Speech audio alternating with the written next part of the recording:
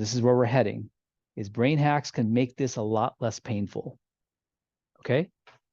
Other thoughts? Well, I look at my notes and do some more. Oh, we need to dot connect to the scary assassination attempt that occurred and why we are struggling as Americans. But before we do that, how are we doing on neuroplasticity, being on the edge of our comfort zone, fulfillment, this dopamine drop trap? And by the way, as Americans, we are cursed in some sense with wealth. By the way, I'm not religious, but we are a very Judeo-Christian nation, and the Bible is a big part of our value system. So it's important for me to dot connect to that. So if you're not Christian, don't be offended. I'm not proselytizing, but it's a reality. It's a part of our value system. And I'm going to make some very powerful connections right now between what Christ was saying and this. So in the gospel, in the Beatitudes, the Gospel of Matthew, one of the most profound sayings as far as I'm concerned, he's got 5 or 6 that I love. One of them is, the meek shall inherit the earth. What he's saying is, listen, you fools, you're hooked on the dopamine. And he popped in when the Greeks and the Romans were dominating the world. They were high on themselves, right? Of mastery of the world. Sound familiar? We've had mastery of the world too as Americans. And he was saying, listen, you're hooked on the dopamine high of pleasure, resources, power. But you're missing out on so much more, right? So if you can be meek, if you can be radically humble, you can tolerate more vulnerability, more feedback, and you can get to the promised land of not just neural networks, but one could argue other kinds of divine mystical experiences. Second thing that he says in the Beatitudes, the Beatitudes for me are basically all about the lower brain and letting it go. The poor of spirit will enter the kingdom of heaven. So if you're not attached to outcomes and getting experiences and pleasure, and you're relaxed and you flow better with life, and you end up getting better experiences, better growth, better connection. So a couple of very profound sayings there that are speaking to the dopamine system as a trap that gets in the way of real happiness and connection and success, actually. So interesting dot connecting to our values as Americans. Other thoughts? So this is a lot. Like I said, this slide by itself captures a lot that can be hopefully harnessed for more stabilization for yourself, innovation in terms of how we deal with difficult students and parents and colleagues. Other thoughts?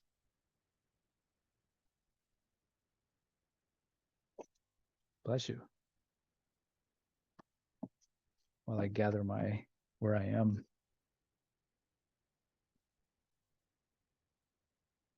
All right.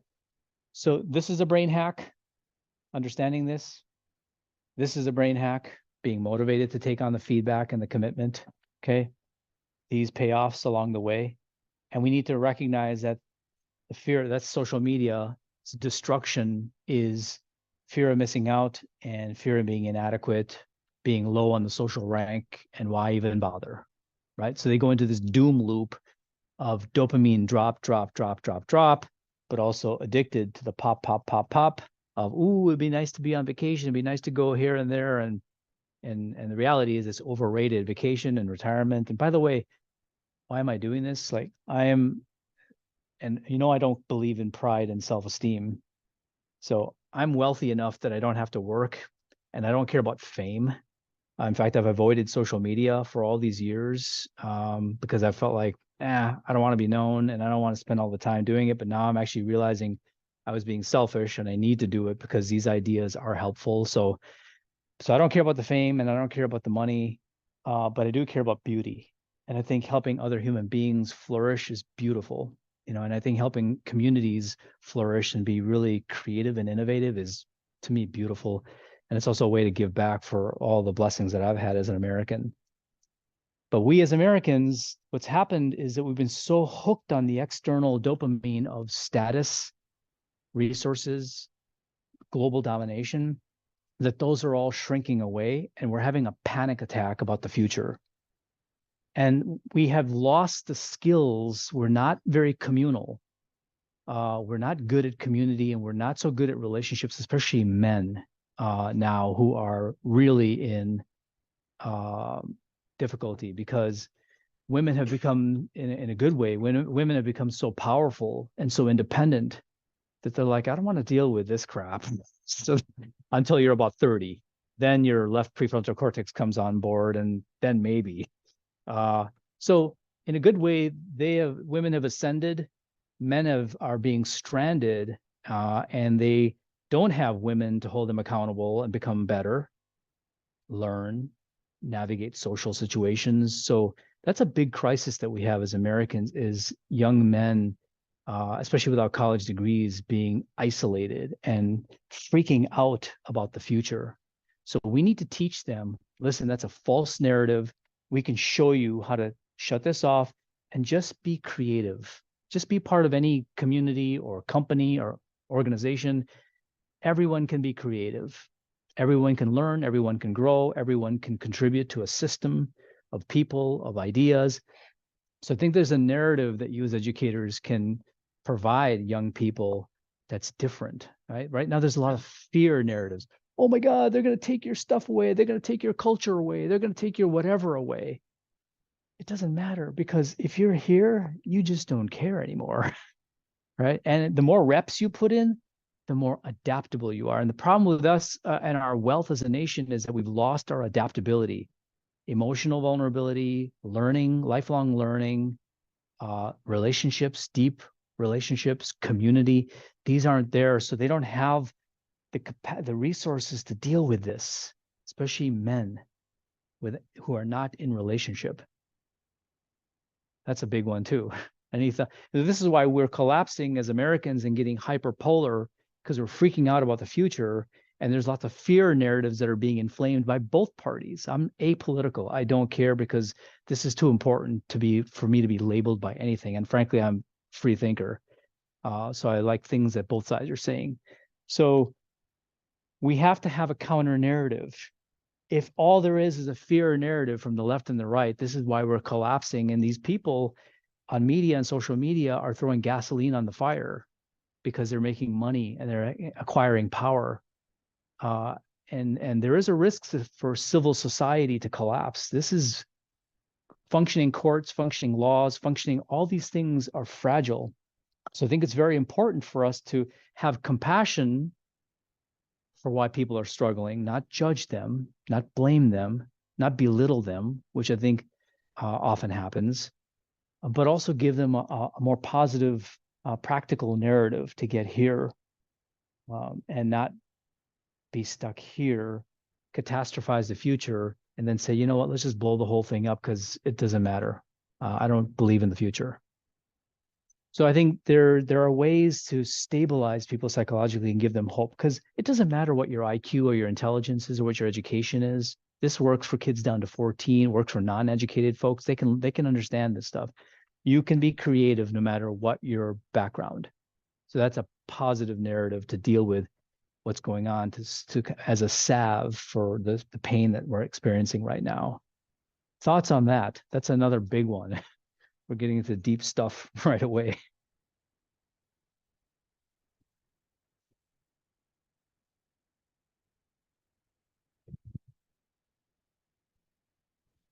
Experience and what you've done, you had the asset of percentage of the population have the ability to do this, to move it. What would you put a percentage of? Good question. I think it's 95%. I think there's 5% sort of so deeply narcissistic and psychopathic that, or have, that it's going to be hard for them to tell. You have to kind of take this on and purpose in order to build your capacity to deal with the dopamine drop. That's what we're going to be talking about a lot today. How do you put the reps in order to build part of your brain that can shut this off? And so I think 95%, if they're in a nurturing environment, a loving environment, a non-judgmental environment, they can learn this stuff fast. I had a presentation to a group of maintenance workers and support staff in Tennessee because of a dear friend of mine. She's the head of microbiology at University of Tennessee. I thought I was presenting to professors, But as I walked in, I'm like, and I'm hearing the Southern drawl, and I'm looking around. I'm like, wait a minute, this is not professors. These are all support staff. It was one of the most lovely engagements I've ever had over 3 hours. And I'm a brown-skinned doctor, northerner, right? So there was a lot of barriers there potentially. It was a lovely conversation, and they were so into it, and they were asking great questions, and they got it. They understood it. So I really am hopeful. I think the vast majority, 95%, get this stuff very quickly. And you as educators can keep teaching me how to make this even more understandable in different ways. So I'm very open to feedback, and I've gotten a lot of feedback from educators that have made this program better. So I'm very optimistic. It's most higher brain, lower brain, they get it. We're gonna talk about, or we're gonna experience how to identify that your lower brain is activating and why, and then we're gonna use brain hacks to shift higher. That's it. So I think we can teach that to anybody almost. Great question. Any other thoughts? Please. Oh, one right here, then we'll go. A chance, can you talk a little bit more about that? Yeah, so I think that's a great question. So it really, neural networks that correspond to all these things that matter to us are just all these branches on the neuron, the dendrites. And so it's just the number of reps that you put in combined with, I didn't include this, emotions. Emotions turn out to be really powerful at enhancing neural plasticity. Whether negative or positive, they cause the release of something called BDNF, brain-derived neurotropic factors. So we're like, Anders Ericsson's book, by the way, is called Peak. We're peak learning machines. So we learn best when there's emotions. Emotions create a valence, if you will, that say this is really important. It's a +7 or it's a -7. It doesn't matter, positive, negative. It's really important. Release more BDNF, create more neural networks, lock this in, this lesson that happened here. So time, it's just a function of reps that cause these neural networks. It's the number of episodes that you have that cause the neural networks to expand. So there's no way to get around the physics of that. And the chemistry of it is the number of reps you put in whatever thing you want to get really great at. Kelly? Yeah.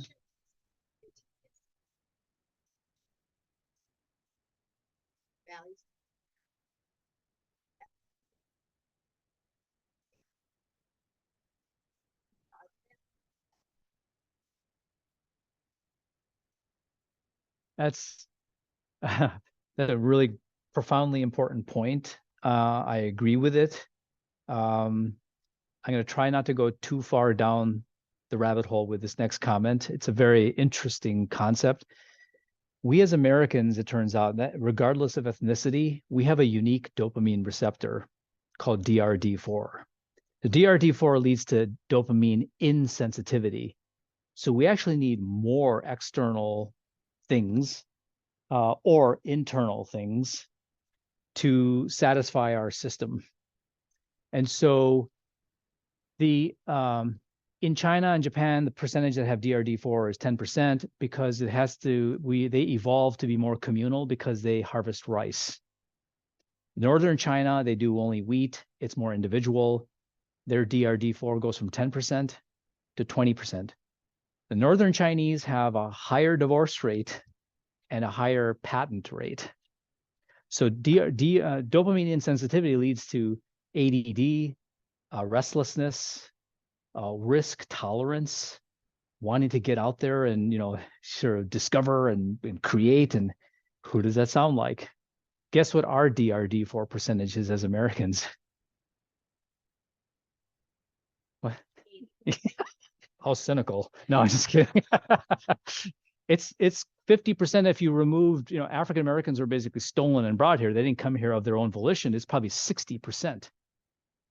So we are a little bit vulnerable to being selfish and dependent on external.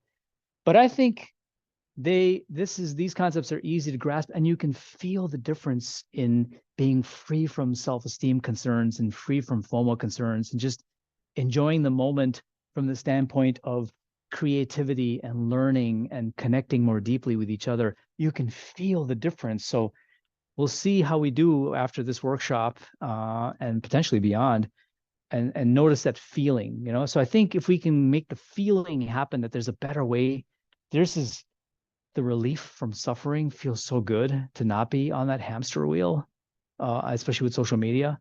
And can we replace it with a different feeling pretty quickly? Then I think we can get people to let go and say, you can still have dopamine, but it's from the novelty of discovery and connection and learning. It's a novelty neurotransmitter. There's way more novelty from creativity, innovation, learning, connecting than there is from external sources. But you're right, we are very hooked on external dopamine because we had it everywhere. We've been again, it's a blessing and a curse to be wealthy as a nation. We have access to a lot of this stuff. So it's not an easy fight, but I think it's doable. Anybody else? These are really great comments and questions. Thank you. And feel free to raise your hand anytime. And by the way, feel free to also get up and walk around. We'll probably take a break soon. Let's see where we're at. Yeah, I'll do a breakout where you can talk to each other for a little bit and bring back comments. So another brain hack is that this is infinite sum or non-zero sum. Like, we are having a panic attack as Americans because it's a zero-sum mentality. Oh, there's a limited amount of resources. Oh, there's a limited amount of status. It actually doesn't matter. If you're really, really happy and creatively fearless and relationship fearless, you just don't care anymore. And you're very adaptable. The more you can tolerate this, you're like, whatever the future is, I'll deal with it, because I don't have a problem being stupid and asking for help or being embarrassed. And I do this all the time. I have no shame in asking my circle of 10, 15 people, like, oh, I'm struggling right now with this. What can I do? What should I do? I have no shame, right? So you become infinitely adaptable because you're able to ask for help. You're able to be creative. You're able to fail fast. That's agile. And so you become adaptable. So we need to teach people to be more adaptable, and then the anxiety about the future kind of goes down. So this is a non-zero sum, which is everyone's playing their own neural network game. And in fact, there's also, we'll skip that. That's my point of, does self-esteem matter? If I said, this is the cost, you can feel really good about yourself and have pleasure, or you can have all these. Which one would you pick? That's the point of letting go of the dopamine system. But whether it comes to process maps, and we'll do some of that later in the third hour, creating a checklist or a process map for how you do what you do. Doesn't matter what part of education or leadership or parenting, it doesn't matter what it is, you can turn it into a sequence of steps, and that becomes a platform for creativity. Same thing with social networks. These are examples of process maps. Social networks can get bigger and deeper, more authentic, more vulnerable, more supportive, and that's also higher high. But everyone has access to these systems. Non-zero sum, it's infinite. Everyone has access to infinite ability to make their systems better, their life systems, social systems, processes and programs or products and services, as well as neural networks. And so we don't need to compete with each other anymore. Everyone can play their own game, but you want to be accountable to doing well and getting better. That's the edge of your comfort zone piece with coaching and counting metrics and competition. So I'm very much a fan of pushing yourself to be on the edge of your comfort zone, but we don't need to be jealous of each other or competitive with each other. That's a fiction of lower brain. So that's another brain hack, is non-zero sum, infinite sum. We're stuck in this evolutionary trap of worrying about finite resources. As long as we have food and shelter, which we're pretty much guaranteed of in this nation, you have infinite access to creative joy and love. So to me, we need to get away from that zero-sum mentality, panic about the future and fighting with each other, and go to a more of an infinite sum mentality. That's another brain hack to think about as you educate the next generation of leaders and citizens. Finally, and then I'll have you do a little bit of a breakout session to debrief, and then we'll take a break. One of my favorite sayings is from Goethe. Whatever you can do or dream, you can begin it. Boldness has genius. I always just say magic next and then power. This is 200 years ago. He was very prescient. This is neuroplasticity. If you are bold and willing to take feedback from life, you will become more genius. That's neural networks.